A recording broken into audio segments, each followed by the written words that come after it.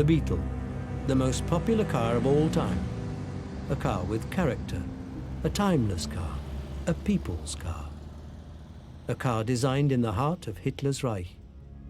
A car that won people's hearts all over the world. This is the story of Josef Ganz, the forgotten father of the Beetle. A Jewish engineer whose name was erased from history. Swept away by the very powers that made his dream come true.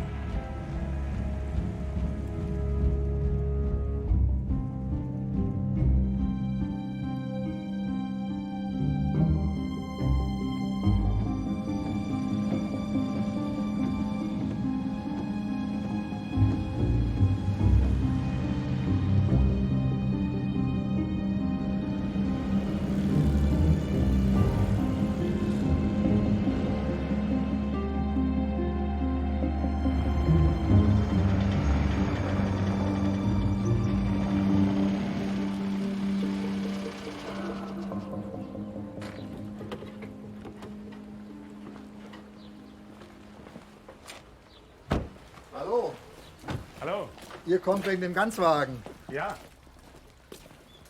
Hallo Gert. Hallo Paul. Guten Tag, Lorenz. Freut mich. Das ist das erste Mal, dass wir eine Standard Superior sehen.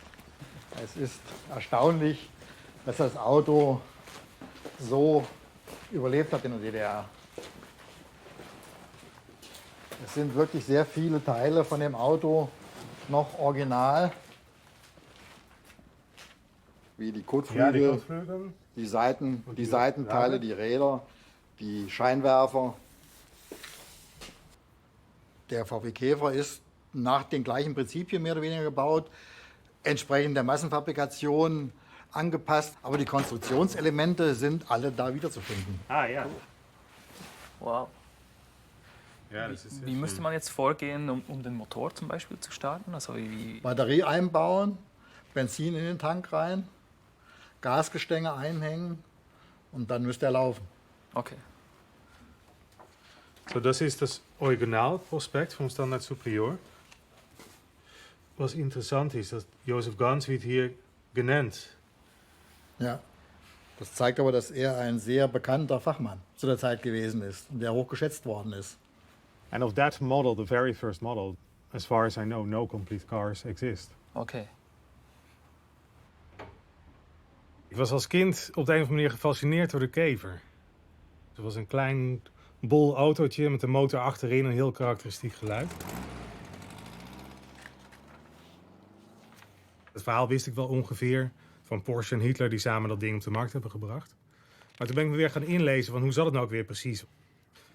Ik kwam op een gegeven moment een artikel tegen. Dan wordt opeens ene Josef Ganz genoemd. En daar had ik nog nooit van gehoord. Nota bene een Joodse ingenieur die dan een belangrijke rol heeft gespeeld bij de Volkswagen. Die ik natuurlijk van kinds af aan kende als een nazi-project. Dat greep mij zo aan. Dus, en dan het fotootje van Ganz erbij als oude man in Australië. Helemaal aan de andere kant van de wereld. Dat was voor mij aanleiding genoeg om dat verhaal van die Ganz verder te gaan researchen.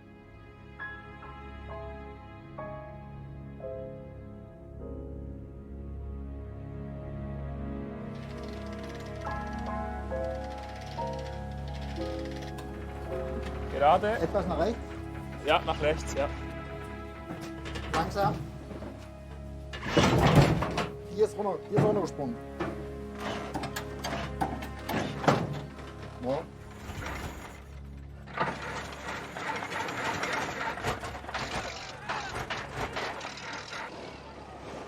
In the beginning, people thought the first automobiles were a miracle. Born in 1898 and growing up in Vienna, Josef Ganz was fascinated by this extraordinary new invention. Ferdinand Porsche had just launched an innovative electric car.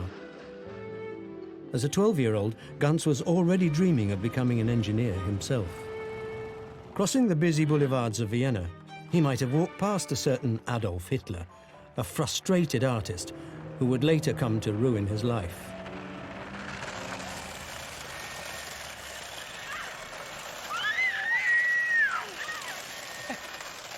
Ich war einfach immer schon ein Autofan und in 2005 war ich eben Chefredakteur von Modellautomagazinen. Und als ein Familienfest war, zeigte jemand einen Zeitungsartikel über Josef Ganz. Es war sehr speziell. Ja, ein Mann von meiner Familie hat etwas mit Autos zu tun und mit Porsche und mit dem Beginn der Automobilindustrie. Und der Journalist, Paul Schilperohr, ich dachte, das muss ein alter Journalist sein, aber es war ein junger Mann, ähnliches Alter wie ich. Ja, jetzt versuchen wir dieses Auto, weil es ein bisschen abgeändert worden ist in der DDR, zurückzubauen, um die Geschichte von Josef Ganz bekannt zu machen. Weil seine Geschichte wurde dann offiziell nicht beschrieben. Josef Ganz fehlte in der Geschichte.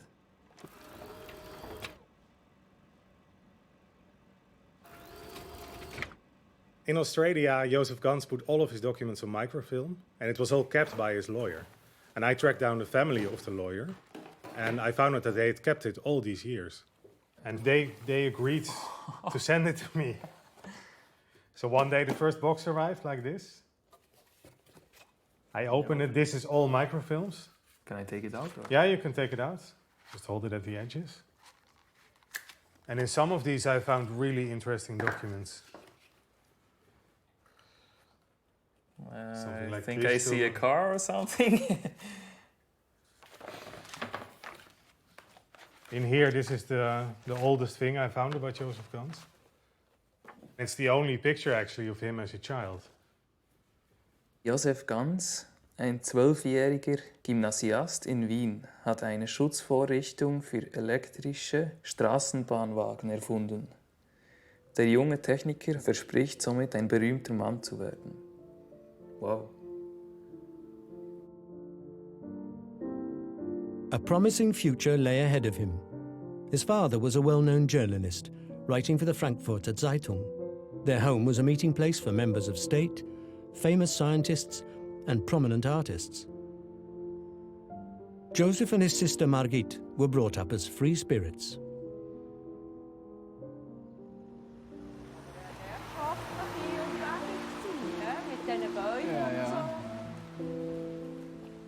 Josef Ganz war mein Großonkel. Er hatte selber nie Kinder und mein Vater war sein Göttibub. Er war eine wahnsinnige Figur in unserer Familie, obwohl er eigentlich abwesend war. Immer hat mein Vater feierlich zu uns gesagt: Vergesst nie, Josef Ganz war der Entwickler des VW-Käfers. Das schönste Auto der Welt.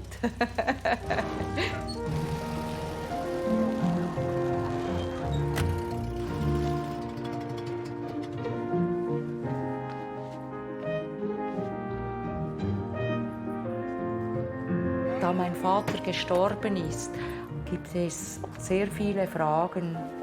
Und diese Geschichte von diesem Volkswagen, die war mir auch auf eine Art immer eine Schuhnummer zu groß.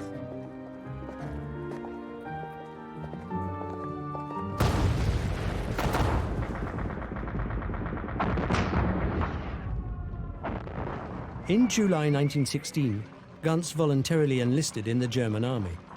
He was Jewish, but he felt German above all else.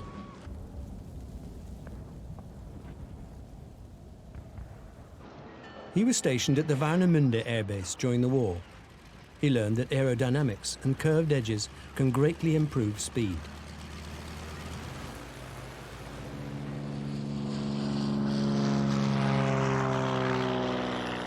Immediately after the war, Ganz studied engineering in Darmstadt, where he met the love of his life, Madalena, his landlord's niece. She was as crazy about cars as he was. And this came also with the boxes from Australia. Yeah. So it's the original driving license. It's full of stamps. But how old was he at the time? Here he was 21 or 22. I think you look a little bit like Josef Ganz.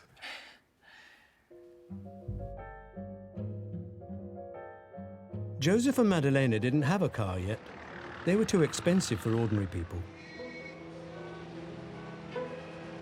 In America, Ford had given the masses an affordable car, the Model T. But in Europe, the car industry was still dominated by luxurious, impractical cars. Ganz was a regular at the races and wrote enthusiastically about all the technical innovations. But the German automotive industry was slow to keep up. Ganz thought their designs were too old-fashioned, no better than carriages without horses. Already in 1923, Ganz dreamt of a lightweight car, affordable for everyone. A people's car. En mijn band met Josef Ganz is over de jaren heen steeds sterker geworden. En het lijkt echt alsof het mijn missie is om zijn verhaal te vertellen. Er blijven ook steeds maar dingen gebeuren. Ik kwam in contact met de kunstenaar Remy Markovic. En die wil een kunstwerk maken over Josef Ganz, met mijn fotoarchief. Ich hatte keine Ahnung von Josef Ganz, ich hatte noch nie etwas davon gehört. Und mich hat das eigentlich immer fasziniert, dass eigentlich die Autoindustrie weitgehend in den Anfängen der Großproduktion durch Nazi-Sympathisanten geprägt war. Und eigentlich wollte ich über diese Zusammenhänge etwas machen für das Kunstmuseum Wolfsburg. Im Prinzip hat sich dann diese ganze Arbeit, dank deiner Recherche, hat sich dann geändert. When this first arrived by mail, it was just incredible. Big box like that. I open it, it's just completely stuffed with photo negatives. So for me, it was really quite fascinating to get a glimpse into how he looked, of course. He made so many photographs. He made some really funny photographs sometimes. He's not often in the photographs, but here, for example, he is after this car accident.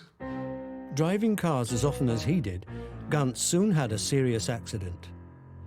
After his recovery, he carried his camera around with him everywhere.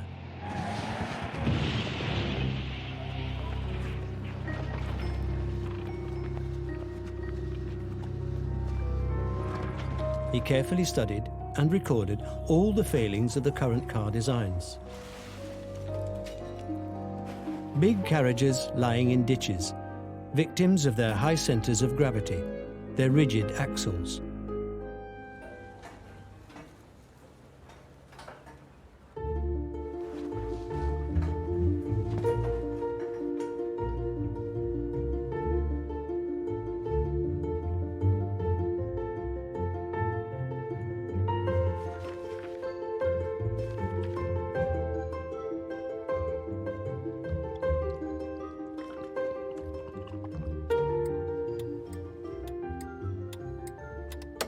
But building a car takes more than just a dream.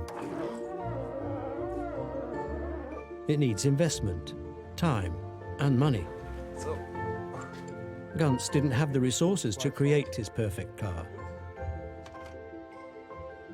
Instead, he became the chief editor of Motor-Kritik, which became one of the most influential magazines in the German auto industry.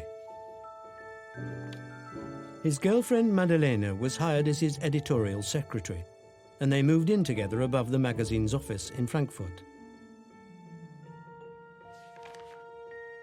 Ganz lived and worked by the motto, "No innovation without criticism." He tested every new car himself, on steps, rough terrain, and alpine passes. There was no better place to get to know a car than a hairpin bend. He uncovered faults in new models, not for the sake of criticism, but for progress, to move forward. Within a few years, circulation reached 13,000 subscribers.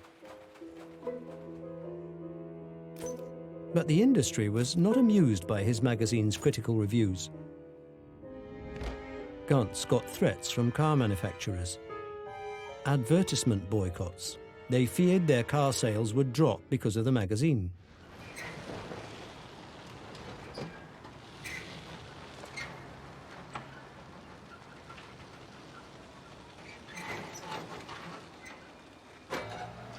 Can I try? Ja.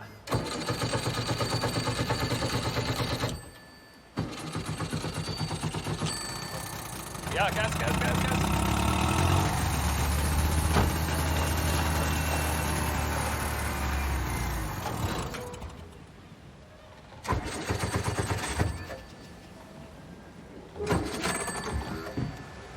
That's just running nicely.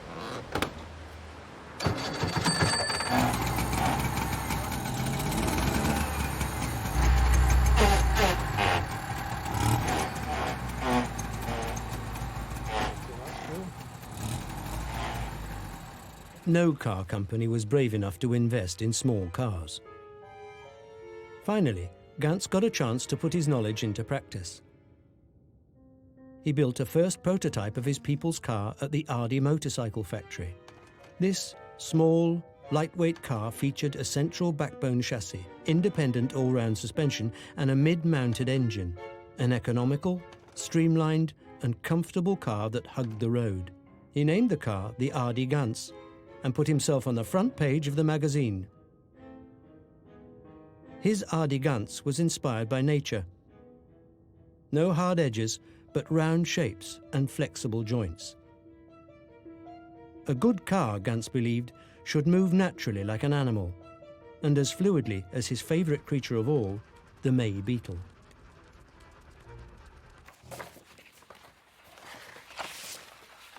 This is the original photo album by Josef Ganz. Wow.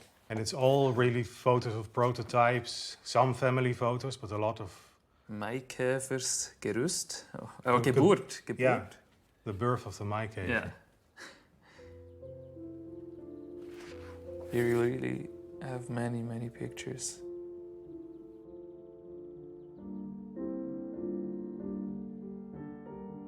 Ganz became the sensation of Frankfurt. People loved his car. They wanted to reach out and touch it. Children posed proudly behind its wheel. He even made it into the cinema. Und hier ein Auto, welches ganze 260 Kilo schwer ist. In den Straßen von Frankfurt am Main, wo es auch gebaut wurde. Vorne achsenlos aufgehängte Räder, hinten Schwingachsen. Es fährt, wie Sie sehen, über jedes Hindernis.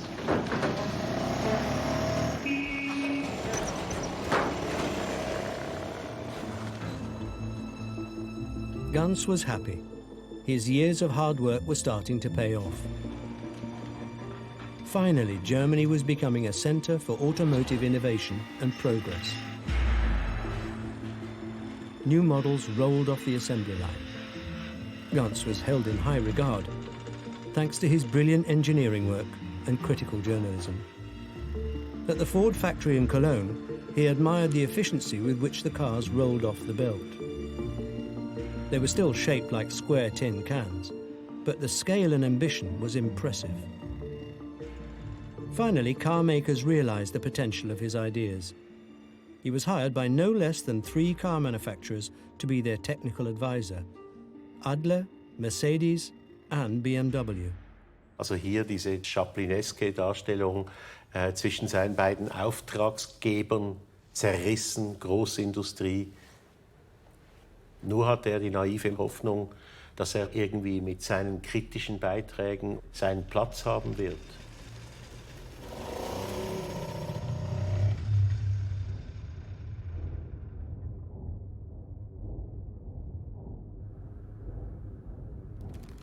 You see swastikas appearing, like here, for example. Right. But it's more by chance. What I find quite fascinating is this photograph, where everybody's giving the salute. Yeah. And it makes you wonder, like, is Ganz, taking the photograph as a sort of excuse not to make this salute, or... Right. And yet he was bothered by the troublemakers that were becoming a more permanent fixture with their flags and uniforms. Soon they targeted Ganz himself. The National Front, a Nazi magazine, called Ganz a danger to German industry, Jewish vermin. He refused to let it go. He threatened with a lawsuit, prepared his case, and collected multiple statements of support. The magazine was forced to make a statement in which they withdrew their allegations. It was 1932, and this time Ganz won, but the feud was far from over. Spring had come and Ganz did further test runs with his May Beetle. The Standard Car Company wanted to put a people's car designed from his prototype into production.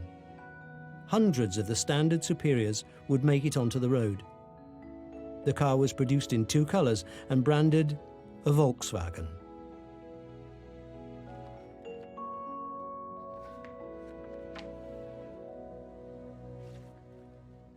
Dit zijn allemaal autobladen van begin jaren 30. Allemaal in de tijd dat die standaard superior werd geïntroduceerd. En het zijn allemaal bladen waarin Ganz eigenlijk steeds heel erg wordt geroemd om wat hij voor elkaar heeft gekregen. Het hele verhaal gaat over het Berlijnse autosalon. En hier noemen ze de Clou der Ausstellung, komt van diploma-ingenieur Ganz van de Motor-Kritik. Die große Automobilausstellung in Berlin. One of the first things Hitler did after coming into power in 1933 was to open the auto show in Berlin.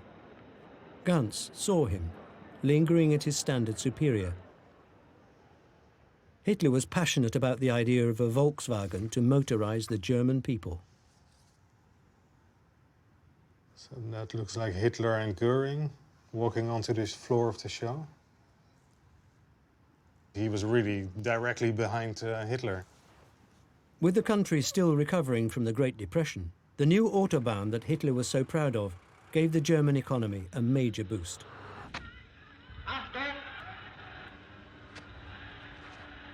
Ganz appealed to his readers. Let's help our government achieve its goals. To make Germany a fully motorized country.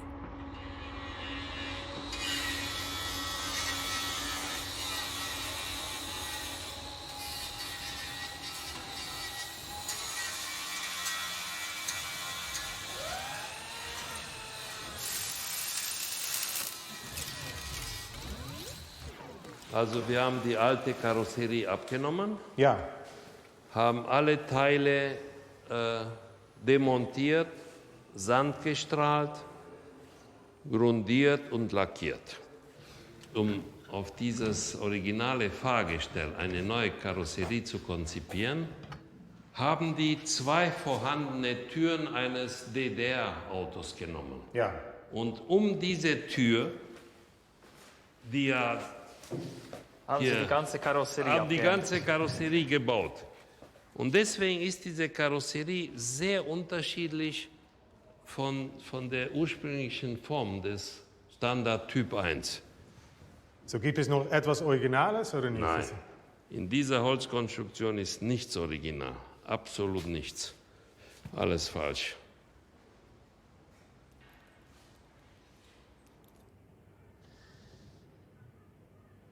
It's still more work than I expected. Ja. Yeah. It's just a huge work. It's probably we were a bit naive.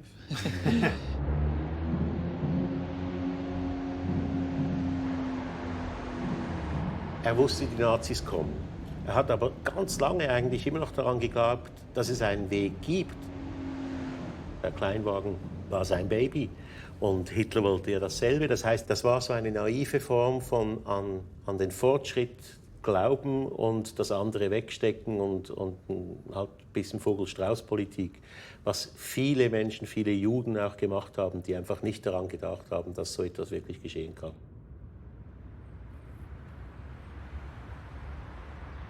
Hitler's support of his lifelong dream blinded Ganz to the dark sides of the Nazi regime. In May 1933, he was arrested by the Gestapo and falsely accused of blackmailing the German car industry. They interrogated him for days. Weeks went by without a charge. After a month, he was released thanks to some influential friends.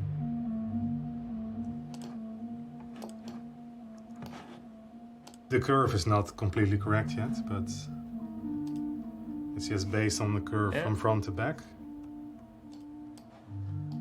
That's super elegant. I took the original rims. So if they can rebuild it like that, that would be awesome.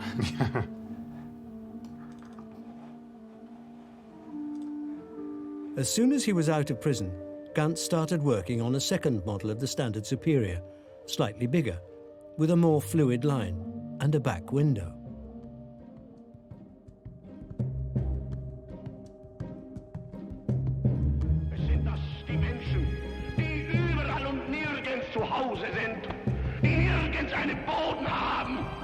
denen sie gewachsen sind und die sich überall zu Hause fühlen. Es sind die einzigen, die wirklich als internationale Elemente anzusprechen sind, weil sie überall ihre Geschäfte betätigen können. By 1934, the Nazis had completely banned Ganz from working.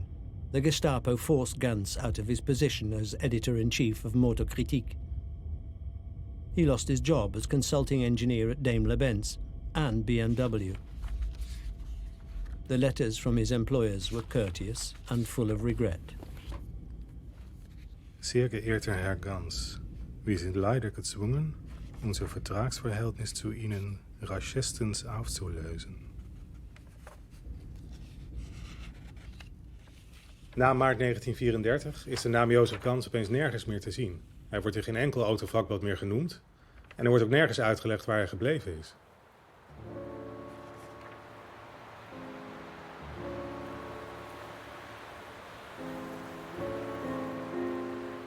Ganz was bereft. He couldn't eat or sleep. Madalena convinced him to go to Switzerland, a holiday from which they would never return.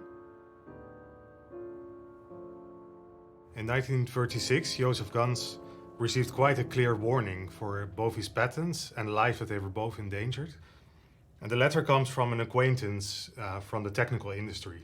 At the bottom he writes, Der Hauptgrund dieses Briefes aber ist, Sie darauf aufmerksam zu machen, dass die deutschen Patente des Herrn G. gefährdet sind, solange sie in seinen Händen bleiben.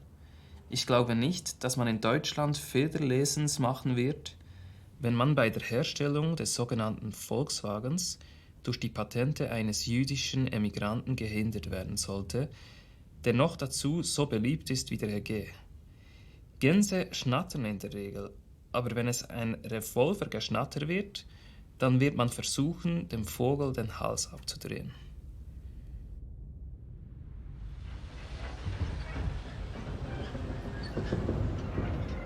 Ganz had no choice but to start a new life in Switzerland. He wanted to save his patents and documents from the clutches of the Nazis at all costs.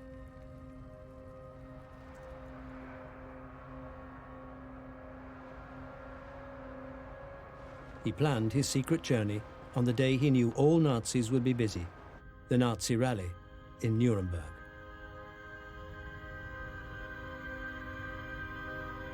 His car broke down on the way, but a platoon of SA soldiers offered him a push start. Much was still the same in Frankfurt. He had tea with his colleagues in the garden of his house, the place where his life had flourished. He took a final picture of his house. It would not make it through the war. Ganz loaded up his car with papers, patents and drawings and left Germany. He drove on back roads.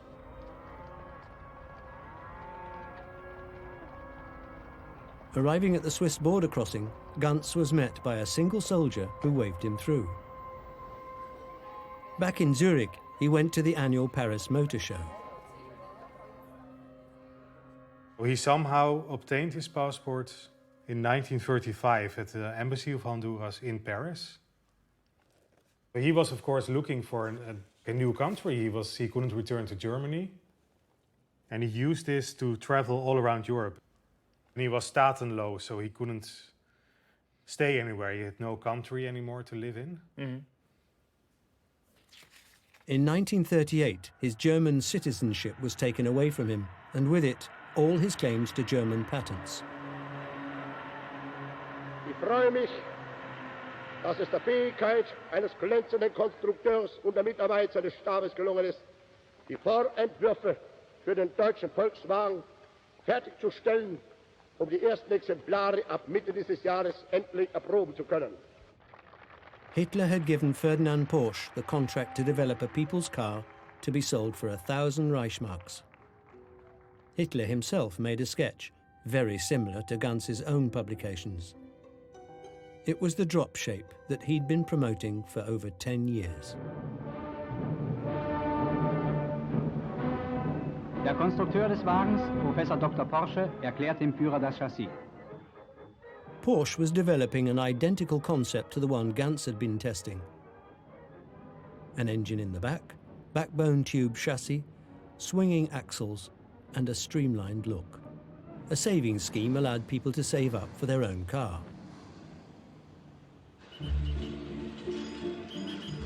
After more than a year of roaming through Europe, Ganz finally made his home in Zurich with Madeleine, her sister, and little cousin Dieter.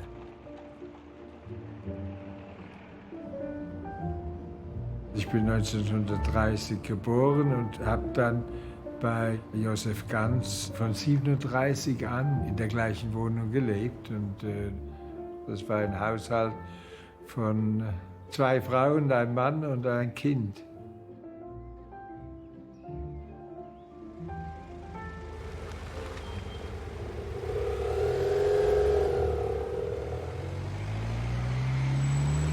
Da, wo die Stecken raufgehen, da hast du gewohnt? Ja, also du siehst, es 2 Garagen.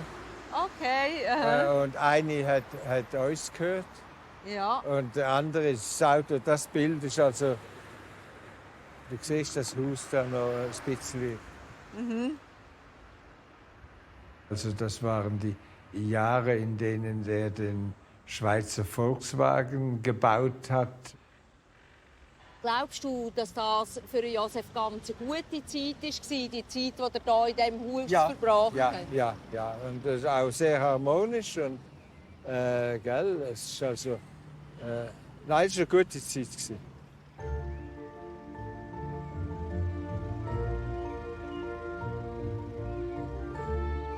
At the same time as Porsche developed his Volkswagen in Germany, Ganz was now working on a Swiss Volkswagen. Ganz considered this perhaps his greatest design. He drove around in an aluminium prototype. He called it his Silverfish. In 1939, he signed license agreements for the production of 25,000 Swiss Volkswagens. But yet again, his hopes were dashed before he could reap the benefits of his design.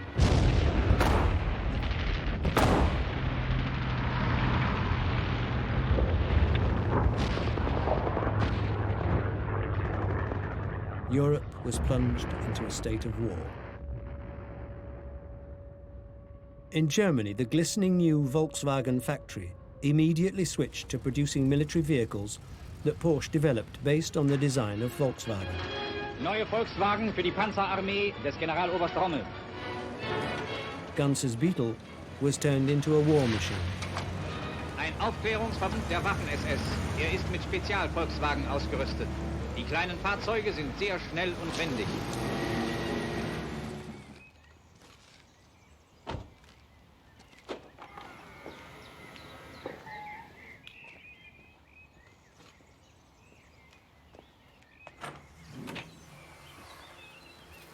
Joe, Norbert, hallo.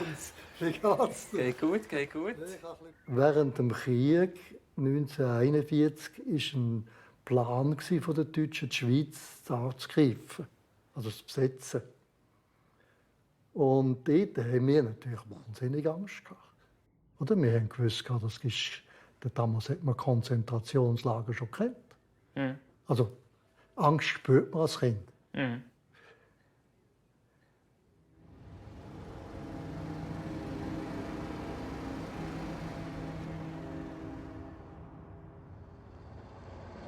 Ganz was constantly threatened with deportation because corrupt Swiss officials were trying to claim the Swiss Volkswagen project as their own. Ganz found refuge with his uncle Alfred in Luzern. Barry,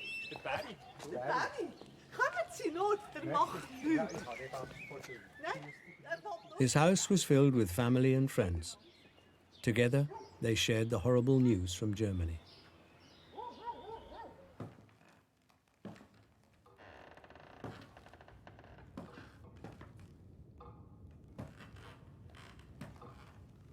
Ganz's niece Elizabeth was killed in Auschwitz.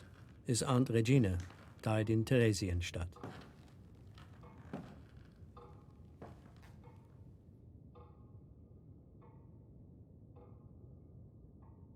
Ja, die Mutter hat sich, glaube ich, so irgendwie schon fast vorbereitet, falls sie dann kommen oder so, habe ich mal gehört. Oder? Also, Gift ist parat gelegt.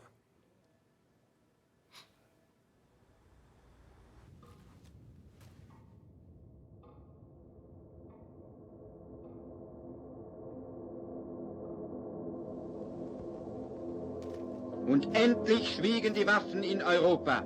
Erinnern wir uns noch der Freude jenes Tages? Der Krieg hatte uns kaum gestreift. Die Drohung fiel von uns ab.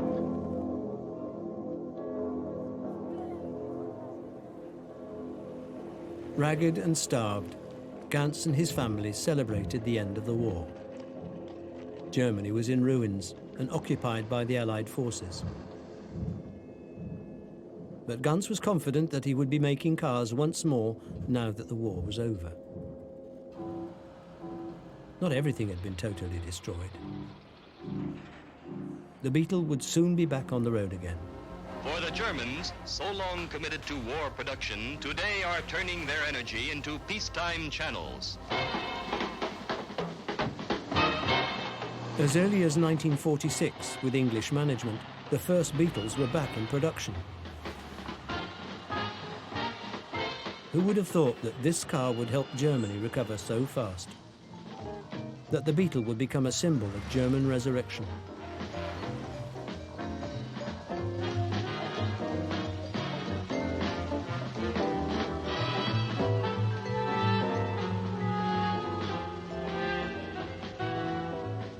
Wolfsburg is really the heart of Volkswagen. And everything in the city is connected to this huge factory. And there's a big art museum in the center. Und sind jetzt hier im Raum von Remi Markovic. Und diese Installation heißt Nutnik Forgetting Josef Ganz. Denn Nutnik, das heißt auf Jiddisch Störenfried. Und Forgetting Josef Ganz ist natürlich ex negativo gedacht, dass man sozusagen diesen Josef Ganz, der lange vergessen war, wieder rausholt. Und Remi. Wir haben dann in der Mitte des Raumes den Entwurf quasi für ein Denkmal für Josef Ganz.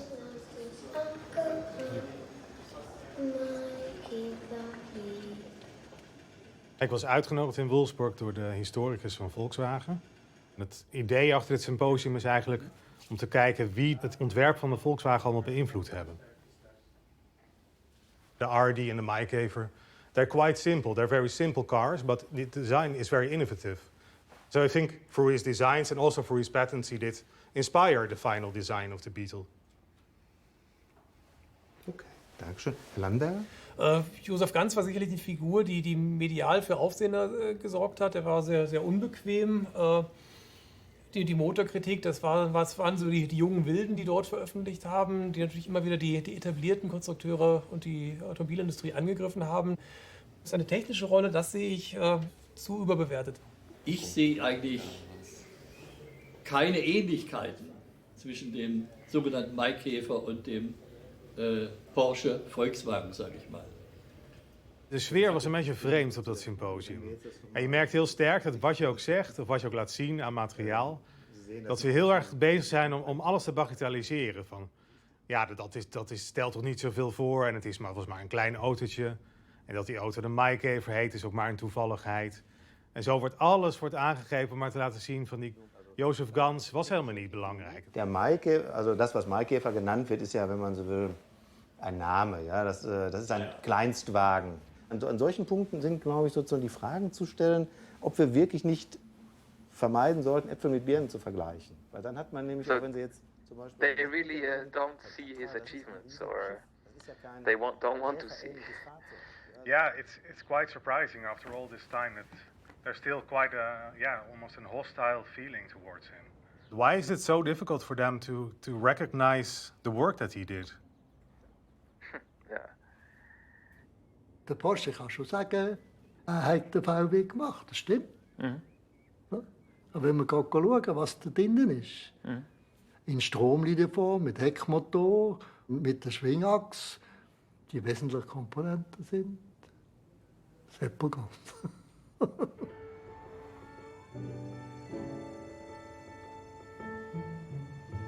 But Ganz's attempts to resume his work were overshadowed by new accusations of defamation. His tireless efforts to fight injustice eventually gave him a reputation as a troublemaker. He had so much evidence he had to give. He wanted to really prove he was right. Because there was one journalist who wrote that the Ganz cases alone, the Ganz court cases, could paralyze the whole Swiss legal system. Because at one point there were 10 cases at the same time going on. The court cases had put him under so much strain that it also cost him his relationship with Madeleine. Das darf man nicht. Man darf gegen die Obrigkeit nichts gewinnen. Ja. Dann macht man sicher schlecht. Oder? Das ist das Problem. Ja. Oder? Deswegen hat die Familie gesagt, don't fight. Oder? Um Gottes Willen kein Prozess.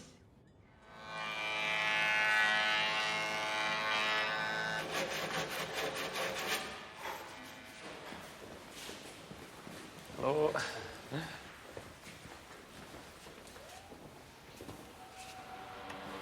Ich glaube, er ist da.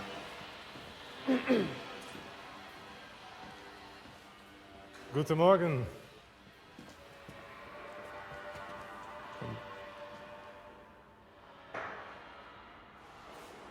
Er ist super gut gemacht.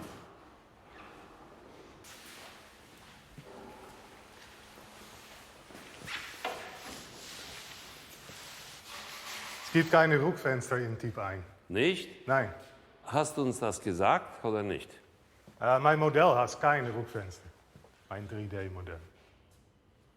Auf deiner Zeichnung war kein Fenster? Nein.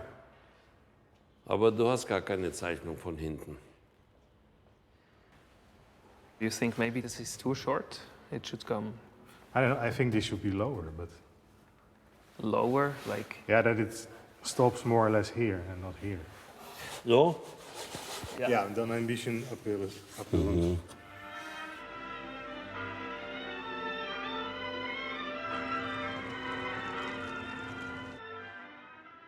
Hier haben wir einen Josef Ganz in einer sehr charmanten, verschmitzten Form. Das ist in St. Moritz, weil er für das Bob-Team einen Auftrag hatte, den Bob, das System besser zu machen. De Zwitsers behaalden de eerste en tweede plaats, Amerika werd nummer 3, België 4 en Engeland 5. Auch wieder so ein super schizophrener Akt. Auf der einen Seite gewinnen die Schweizer Gold und Silber mit Josef Ganz Erfindungen und am Schluss zerrinnt ihm alles. Die haben ihn mit dem Grund verhaftet, er hätte ohne Arbeitsbewilligung gearbeitet in der Schweiz. Damals mit 24 Stunden Erlass hat man ihn dann rausgeknallt.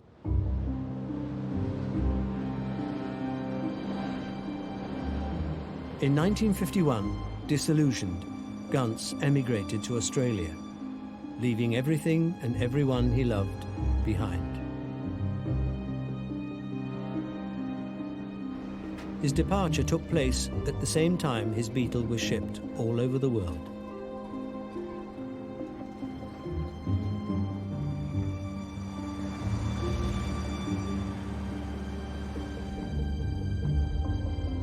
You're going to hear an astonishing story, a little part of our history that has been completely lost until now. After World War II, an engineer escaping from post-World War II Europe settled here in Melbourne and started a new career. The remarkable story of Josef Ganz will be told by Dutch journalist and industrial designer Paul Schipperord, who's been researching it for years. He lived here from 1951 up until his death in 1967. So I think he must have met tons of people. So if there are people listening who have a connection to Ganz or have some contribution to make, you can give us a call here at the radio station, 1300 222. So that was our apartment there on the 3rd floor, the one without the balcony closed in. Yeah. And then Joe's apartment was down the back on the same floor. So where were you in? Which flat? We were in 3A, in that one. Yeah? And Joseph was in 3H, that was his. Okay. So these are still the original... They are the original. letterboxes. Yep, that's them. Ah, nice view. Beautiful view. I remember the day he gave my dad all that paperwork. Joe was sitting in a chair there, I was there, my dad was here. And I remember them putting down all the paperwork in front of me on the coffee table and the photos. But you don't know why Joe gave those documents and those photos to your father? I think he just wanted him to tell his story one day. But my dad passed away in '85 and no one was still interested then, so yeah, you've done that job. Ganz found a job at the engineering department of General Motors. He kept thinking about the possibility of developing a cheap car, an Australian Volkswagen, but his plan yielded nothing but a newspaper article.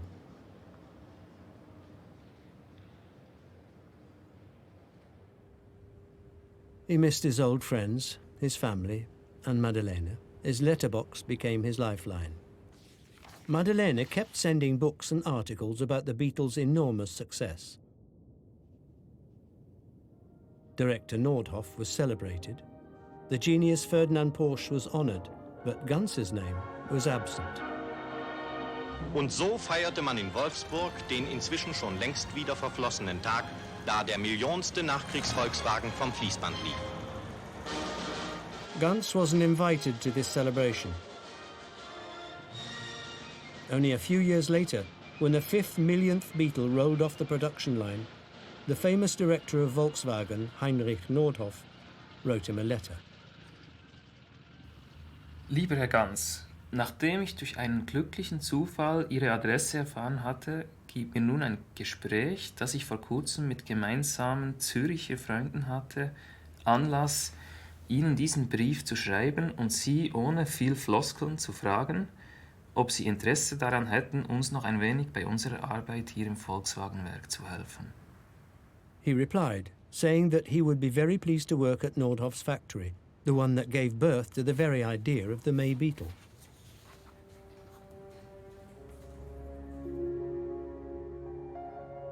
It could have been such a happy ending. Ganz working at the Volkswagen factory in Wolfsburg. But tragedy struck again. Before he could pack his suitcase, Ganz had a heart attack. Hello, Dr. Knight? Yes. Hello. Come in. I'm Paul Silverhart. Please come in. Thank you. I actually found your name during my research. Since the end of 1961, he has been an invalid and unable to work due to his heart condition. As well as his heart condition, Dr. Ganz suffers from a psychoid manic-depressive mental illness.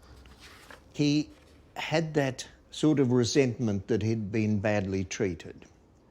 He was not a happy, healthy man.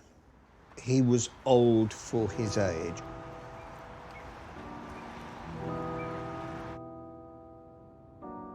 Ganz hardly left his apartment anymore. His neighbours brought him food. He never completely recovered.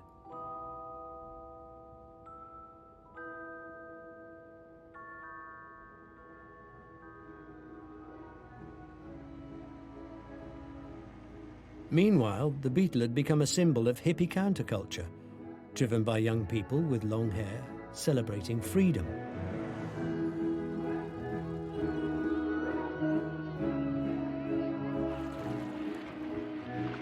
In 1965, he got in touch with an Australian car magazine to tell his life story.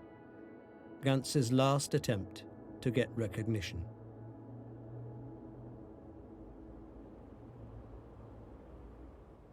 Before he passed away, he did tell me that Volkswagen had actually given him a small pension.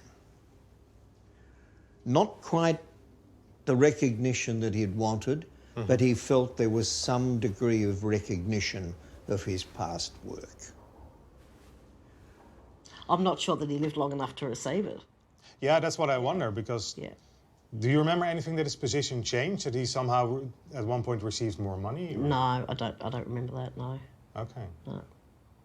So your parents were still bringing him meals right up to the end of his life? Yes.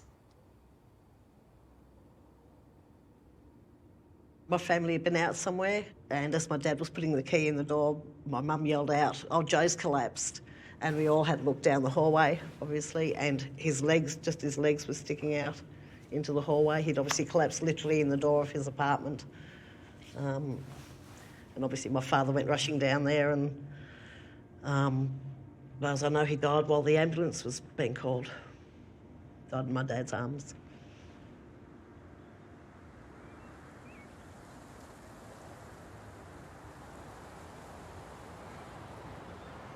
I'm looking for the last resting place of a man who was cremated here in the late 1960s. Okay, I can show you the garden of no distant place where all our scatterings take place. Yeah. It's actually located here.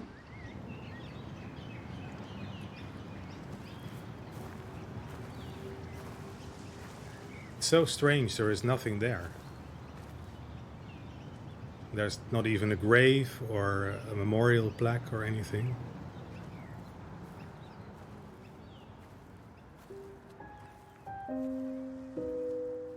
Liebe kleine Maya, wenn dieser Brief zufällig erhalten bleibt, bis dahin wirst du dir erzählen lassen müssen, wer ihn geschrieben hat. Ein Großonkel, Ingenieur wie dein Papa, den es aber bis ans andere Ende der Welt verschlagen hat, weil er ins Rad der technischen Geschichte eingriff und das damals viel böses Blut gemacht hat. Ich wünsche von ganzem Herzen, dass du die Zeit erlebst, in der es wirklich wert ist zu leben, in der nicht Gewalt, sondern das Recht regiert. Allerherzlichst, dein Großonkel Joe.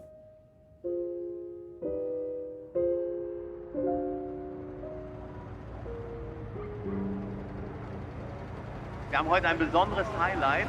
Der Standard Superior wird erstmalig der Öffentlichkeit vorgeführt nach über einem Jahr Restauration. Nog einmal probieren.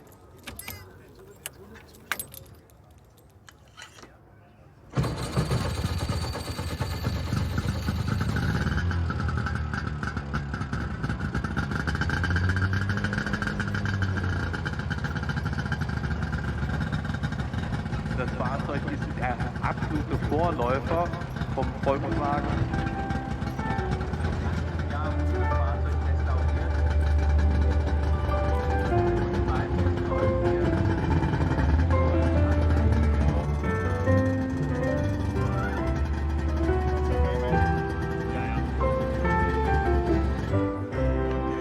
Jawohl, das hast du gut gemacht.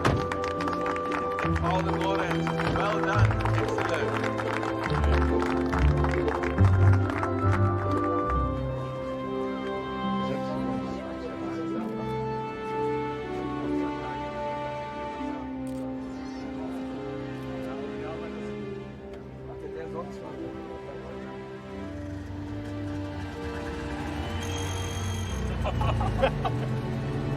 I think the ignition really needs a lot of tuning.